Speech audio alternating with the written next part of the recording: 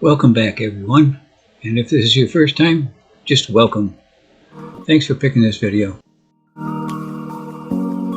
This is a situation that occurred because soft grade 3 bolts were used where grade 8 should be called for.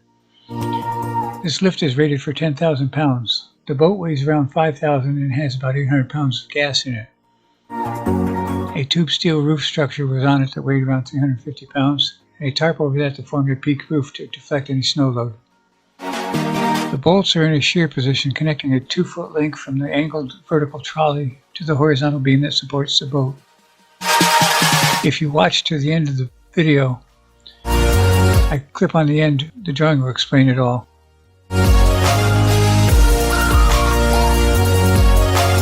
My son was on the dock the day before and everything looked good.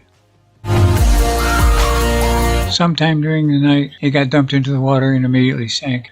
It was dropped in on its side. It must have been a big splash. The tubing frame that supported the cover was all twisted around and bent. The boat sank and then slid off a ledge into deeper water. Fortunately, it didn't go all the way down the slope. I hired a local company to refloat it. Unfortunately, I had to find 4 grade 8 bolts. By the time I returned to the dock, they had already hooked a winch to the bow eye and dragged the boat into the shallower water. You can't imagine what the hull of the boat looks like, as the bottom of the river here is all rock. These guys did a good job of refloating it and fixing the hoist with the proper bolts.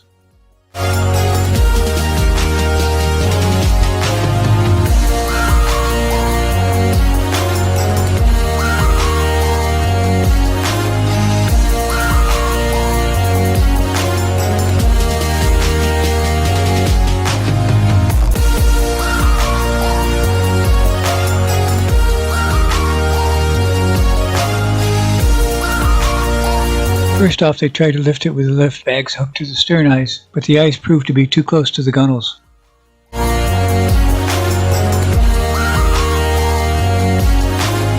Almost, but not quite.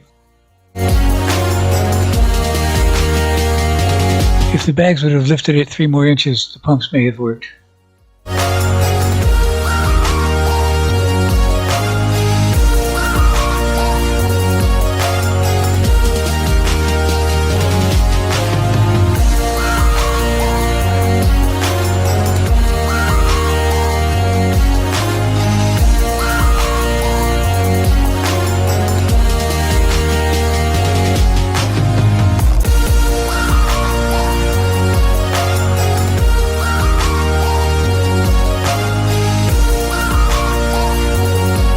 By making a cradle under the rear portion of the boat and attaching the lift bags down lower, they were able to get the gunnels above the surface, and from there the pumps took over. There was very little water pollution. They had placed a sock boom downstream at the other end of the dock, and when it was all done, it only had a small stain on it. I think all the oil loss from the engines is inside the cabin. You'll see that later. What a mess.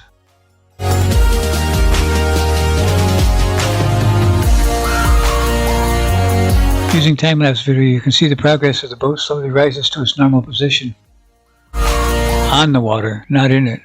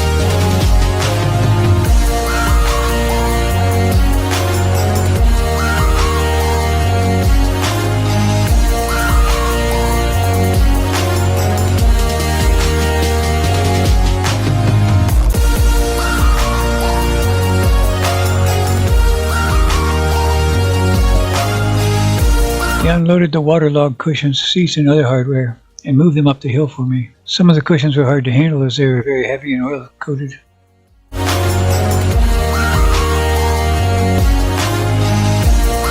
largest cushions from inside the cabin probably weighed over 100 pounds.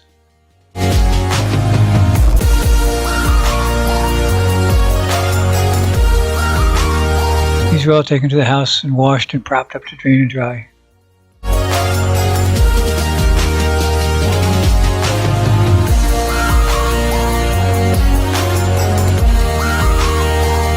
As you can see, the boat is now floating.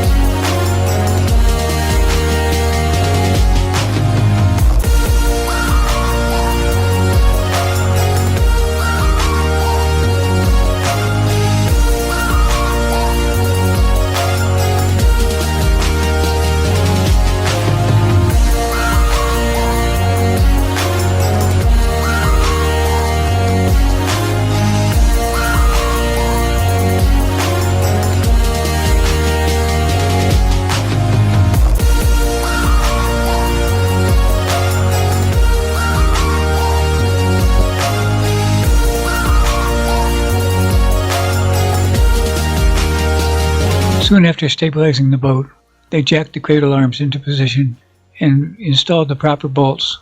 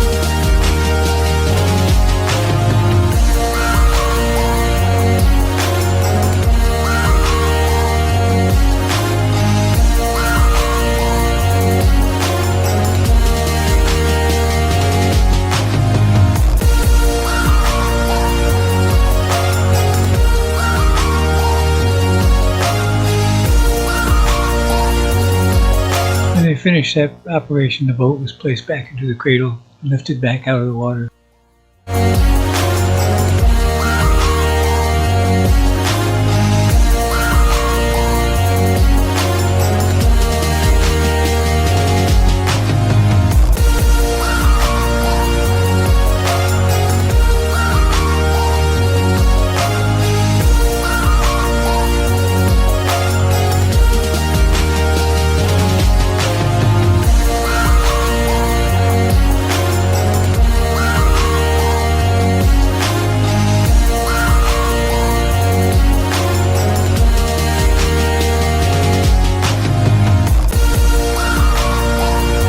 What a mess inside. Oil is coating nearly everything. I'll salvage what I can and toss the rest.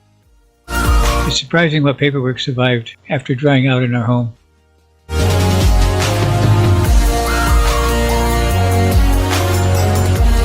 For a couple of days there were sheets of paper draped all over everything drying out.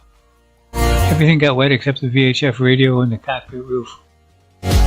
One of the Simrad Go 7s that I recently installed survived, but the other one is not functioning. Luckily the battery switch was off when it sank, so the circuits were cold. This greatly reduces the corrosion on the electrical system. I don't think the anchor windlass on the bow got dumped. If it did, I hope it's waterproof. The diving gear fared pretty well. There are only a few stains on the inside of the wetsuit. The battery packs for the underwater radios were trashed, and I think the underwater radio base is waterproof. My son sprayed all the connections he could find with WD-40. He got right after the engines and started the process of trying them out.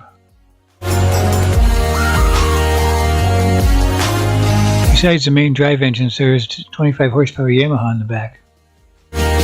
Sorry about that finger that keeps sneaking into the picture.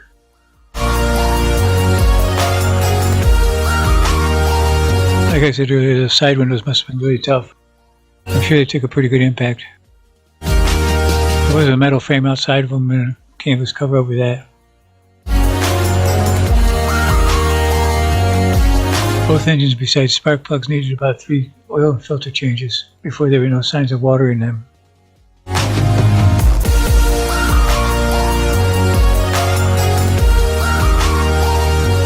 After running them for an extended period, they were both winterized. I imagine I'll be replacing the starters in the spring.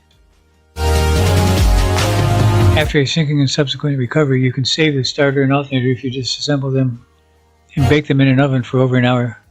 But on this boat, the starter is nearly inaccessible. Getting to it requires removing the exhaust manifold and may require removing the engine. It's so buried that you can barely see it.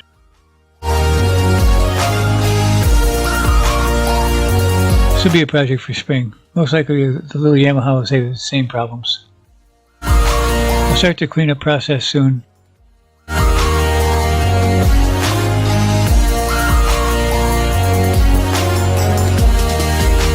I think I can warm up the inside of an electric space heater. Work on there. I'm going to take the wet electronics such as the dead Simrad and the VHF radio stored under the port seat and try to disassemble them and dry them out.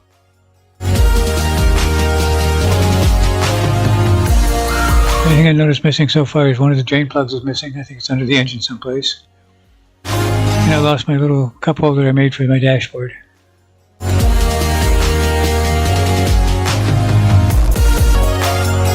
Early on in the video, about the 2-minute mark, you see the logbook drift out of the cabin and slowly find its way under the floor. Surprisingly, a lot of the logbook made it.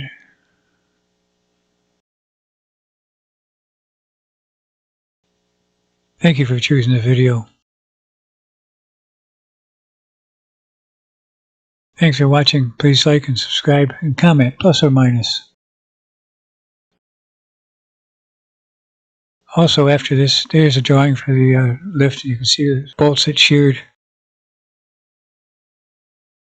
They're in a position where they got a lot of pressure on them.